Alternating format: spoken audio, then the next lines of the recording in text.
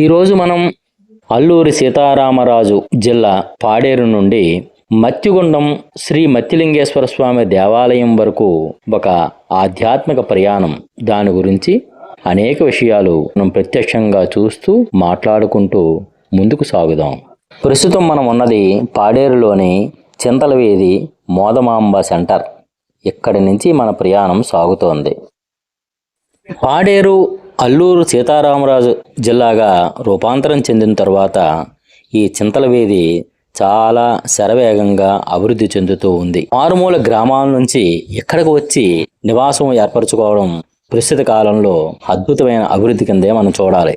ఈ చింతలవేది సెంటర్ నుండే 2 రోడ్లు విడతాయి. ఒకటి అరకు వెళ్ళేది, ఇంకొకటి ఈ పెదబయలు ముంచింపుట్టు జోలాపుట్టు వెళ్ళే తోవలోనే మఠం అనేటటువంటి గ్రామం దగ్గర నుంచి ఎడమ ప్రక్కగా మనం ప్రయాణం చేస్తే మనం వెళ్ళబోయే మత్తిగుండం మత్తిలింగేశ్వర స్వామి దేవస్థానం వస్తుంది. భారతీయ ఆధ్యాత్మిక చరిత్రలో ప్రకృతి యొక్క శక్తి మరియు దైవత్వం యొక్క ఏకీకరణ అద్భుతంగా దర్శనమిచ్చే అనేక పుణ్యక్షేత్రాలు ఉన్నాయి. అటువంటి దివ్యమైన క్షేత్రాలలో ఒకటిగా ఆంధ్రప్రదేశ్లోని అల్లూరి సీతారామరాజు జిల్లాలోని సుదూర తూర్పు కనుమల పచ్చని శ్రేణులలో నిక్షిప్తమై ఉన్న శ్రీ మత్తిగుండంలోని శ్రీ మత్తిలింగేశ్వర క్షేత్రం వెలుగొందుతోంది.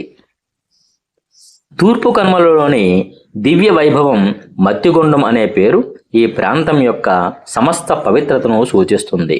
గుండం అంటే లోతైన కొలను లేదా జలాశయం అను అర్థం కాగా, మత్స్య అంటే చేప. ఈ పేరు కేవలం భౌగోళిక వివరణ కాదు. ఈ జలాశయంలో నివసించే చేపలు పవిత్రతను సంతరించుకున్నాయి. అవి దైవస్వరూపంగా భావించబడి వాటిని పట్టుకోవడం, వేటాడటం లేదా తినడం వంటివి స్థానికంగా తీవ్రమైన నిషేధంగా పరిగణించబడే ఒక ఆచారం ఇక్కడ శతాబ్దాలుగా ఉంది. ఈ పవిత్ర క్షేత్రం కేవలం ఒక దేవాలయం కాదు. ఇది సనాతన ధర్మం యొక్క జీవకారుణ్య సిద్ధాంతాన్ని, స్థానిక గిరిజన సంస్కృతిని మరియు అనాది కాలపు పౌరాణిక చరిత్రను సజీవంగా ఉంచుతున్న ఒక పవిత్రమైన జలాశయం మరియు ఆధ్యాత్మిక కేంద్రం. ఈ ప్రాంతం తూర్పు కనుమల యొక్క ప్రాచీన పర్వత శ్రేణులలో స్వచ్ఛమైన అడవుల మధ్య కొలువై ఉంది. ఇది గిరిజన సంస్కృతికి, సహజమైన జీవనానికి ఆలవాలమై ఉంది. ఈ భౌగోళిక ఏకాంతం వల్లనే ఈ పవిత్ర గుండం, అడవులు మరియు అక్కడ నివసించే జీవజాలం నేటికి మానవ ప్రలోభాల నుండి సంరక్షించబడుతున్నాయి. ఈ ప్రదేశం యొక్క ప్రత్యేకత ఏమిటంటే ఇక్కడ ప్రధాన స్రవంతి హిందూ పూజా విధానాలు అంటే మత్తిలింగేశ్వర స్వామి ఆలయం. స్థానిక ఆదివాసీల ప్రకృతి ఆరాధన ఆచారాలతో సామరస్యాన్ని ప్రదర్శిస్తాయి. ఈ 2 సంస్కృతుల సమ్మేళనం ఈ క్షేత్రానికి ఒక అరుదైన సాంస్కృతిక గుర్తింపును అందిస్తోంది.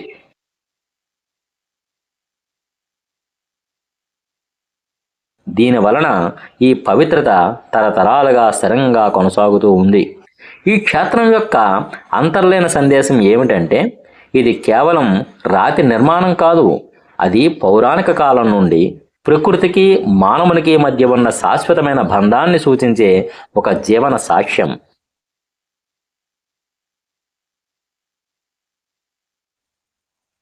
మత్తిగుండం యొక్క పవిత్రతకు మూలం విశ్వవ్యాప్తమైన మహామత్స్య పురాణం నుండి స్థానికీకరించబడిన బలరామ గాథల వరకు విస్తరించింది.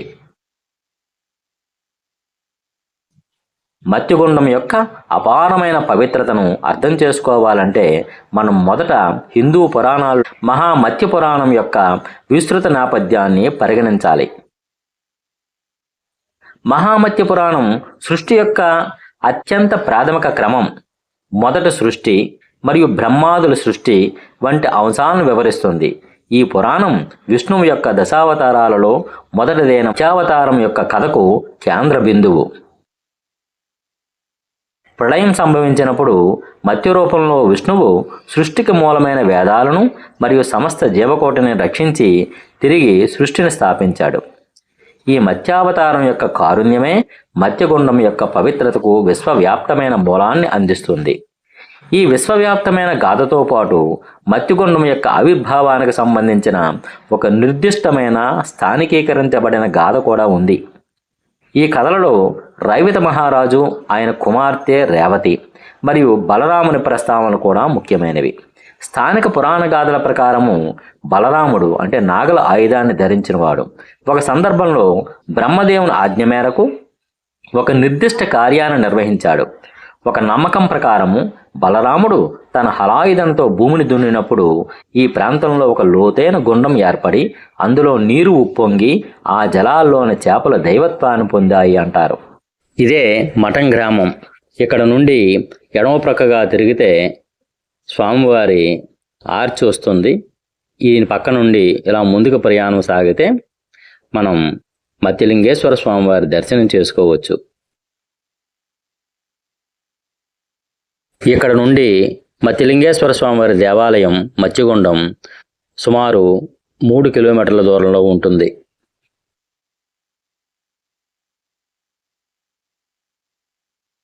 బలరాముడు ఈ చేపలకు అభయం ఇవ్వడం వలన అవి మత్స్యలింగేశ్వరుని సంరక్షణలో నిత్యం జీవిస్తాయని భావిస్తున్నారు. ఈ స్థానిక కథనం ఆ విశ్వవ్యాప్తమైన ప్రళయ రక్షణ అంశాన్ని ఈ భౌగోళిక ప్రదేశానికి అనుసంధానిస్తుంది. దీని వలన దైవిక చర్య స్థానికులకు మరింత అందుబాటులో ఉంటుంది. ఈ క్షేత్రం యొక్క అరుదైన సమన్వయం దాని పేరులోనే కనిపిస్తుంది. మత్స్యలింగేశ్వర స్వామి ఇది మత్స్యావతారం అంటే విష్ణువు యొక్క రక్షణ తత్వాన్ని మరియు శివుని యొక్క శాశ్వత సృష్టిలయకారకత్వాన్ని ఒకే చోట అనుసంధానం చేస్తుంది.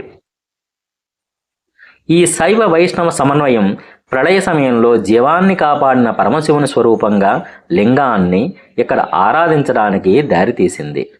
పవిత్రమైన చేపల మనుగడ ఈ రక్షణ తత్వానికి నిదర్శనం కాగా లింగం అనేది సృష్టి యొక్క శాశ్వత శక్తికి ప్రతీక. మీరు కనుక మొదటిసారి మన ఛానల్ను చూస్తున్నట్లయితే ఇలాంటి మరిన్ని అద్భుతమైన విషయాలను తెలుసుకోవడానికి, మన చరిత్రను ధర్మాన్ని మరింత లోతుగా అర్థం చేసుకోవడానికి ఇప్పుడే ఈ సనాతన భారతీయం ఛానల్ సబ్స్క్రైబ్ చేసుకోండి. పక్కనే ఉన్న గంట సింబల్ను నొక్కండి. తద్వారా మేము పెట్టే ప్రతి అద్భుతమైన వీడియో నోటిఫికేషన్ మీకు వెంటనే చేరుతుంది. తిరిగి మళ్ళీ విషయంలోకి వెళదాం. శ్రీ మత్స్యలింగేశ్వర స్వామి వారి ఆలయ దివ్య వైభవం. మత్స్యలింగేశ్వర స్వామి ఆలయ దివ్య దర్శన వైభవం. శ్రీ మత్స్యలింగేశ్వర స్వామి ఆలయ నిర్మాణం గురించి ఖచ్చితమైన చారిత్రక ఆధారాలు లేనప్పటికీ ఈ ప్రాంతం యొక్క స్థానం మరియు సాంప్రదాయాలను బట్టి పరిశోధకులు దీని నిర్మాణము సుమారు 16వ శతాబ్దం నుండి ఆధునిక కాలం వరకు అంచనా వేస్తున్నారు.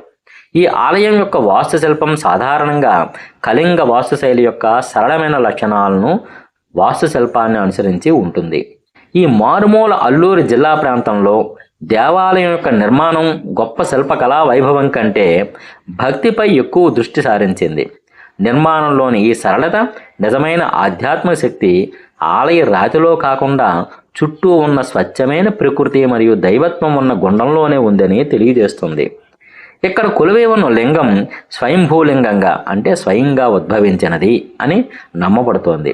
కొందరు భక్తుల నమ్మకం ప్రకారము ఈ లింగం మత్స్యం యొక్క ఆకారాన్ని పోలి ఉంటుంది అంటున్నారు. ఇదే శ్రీ మత్స్యలింగేశ్వర స్వామి వారి దేవాలయం. విశాలమైన ప్రాంగణం, పురాతన వృక్షములు, ఆహ్లాదకరమైనటువంటి వాతావరణం. అలాగే కొద్దిగా క్రిందకి దిగితే స్వామివారి ఆలయంలోనికి వెళ్తాం. ఈ మధ్య దేవాలయం ముందు భాగంలో పెద్ద ధ్వజస్తంభం ఉండేది. అది తొలగించి కొద్దిగా ముందుకు జరిపి భక్తుల సౌకర్యం నిమిత్తం పెద్ద రేకుల షెడ్ వేయడం జరిగింది. ఇప్పుడు చాలా బాగుంది.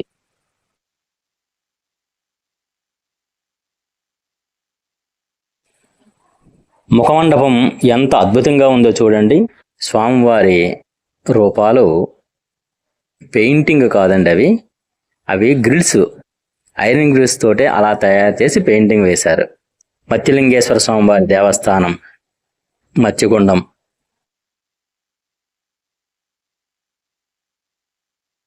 అలా దేవాలయ ముఖమండపంలోనికి ప్రవేశించి క్యూ లైన్లో దేవాలయం చుట్టూ ప్రదక్షిణ చేద్దాం. ఇలా ప్రదక్షిణ చేసే క్రమంలో సరిగ్గా దేవాలయంలో స్వామివారి వెనుక భాగంలో ఒక అద్భుత దృశ్యం మనకు కనపడుతుంది. దాని గురించి కూడా చెప్పుకుంటూ ముందుకు కదులుదాం. ఇదే భ్రమరశిల. శ్రీ మత్స్యలింగేశ్వర స్వామి ఆలయంలోని భ్రమరశిల అనేది భక్తుల విశ్వాసానికి, మనోధైర్యానికి ప్రతీకగా నిలిచే ఒక ప్రత్యేకమైన రాయి.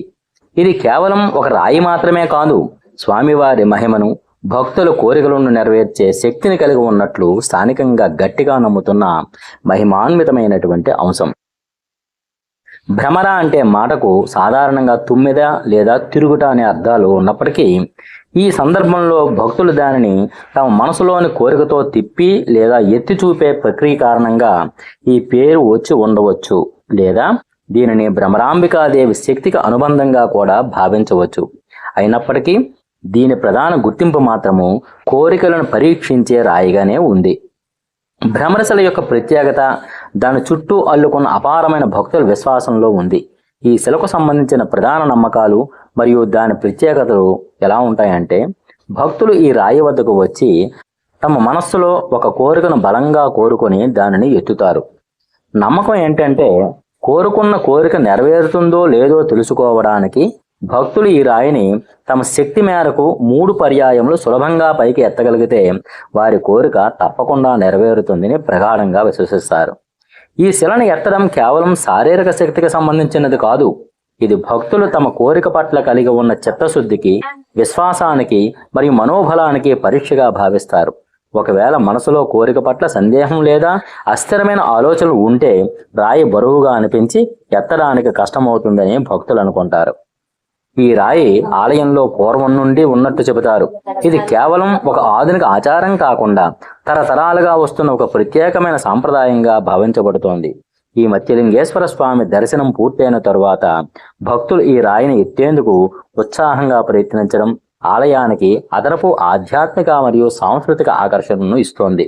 పూర్వజన్మని జన్మ జన్మంతర సకల దోష పరిహార్థ నివారణార్థం సంకల్పిత శ్రీ నది స్నానం కులకోటి సముద్ధరేతతే.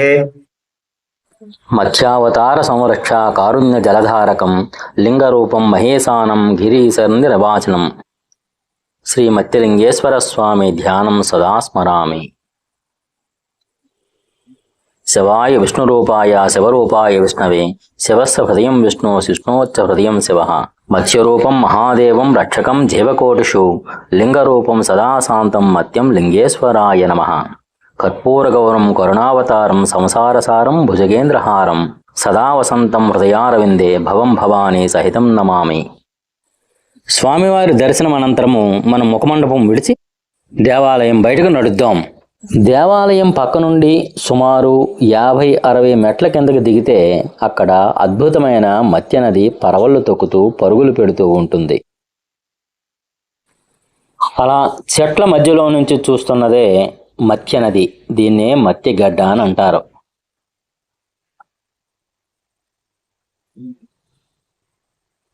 ఎంత ప్రశాంతంగా ప్రవాహం ఉన్నదో చూడండి.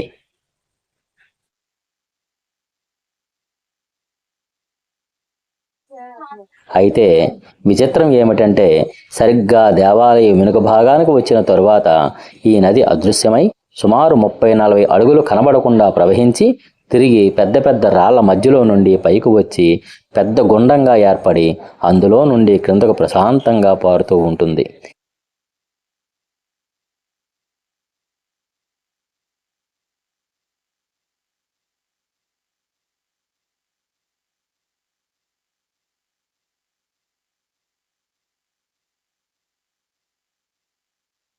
మనం మత్స్య గుండం దగ్గరికి వెళదాం. వెళ్ళి మత్స్యముల యొక్క దర్శనం చేసుకుందాం.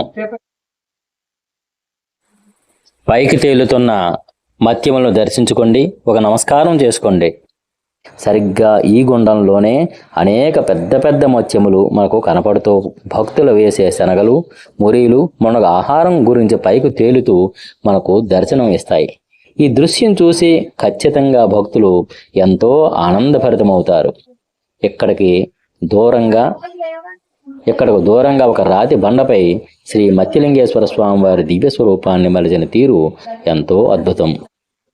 ఈ దివ్యక్షేత్రం యొక్క వైభవం తెలుగు చరిత్రలో ఆధ్యాత్మిక రంగంలో ఎల్లప్పుడూ నిలిచి ఉంటుంది.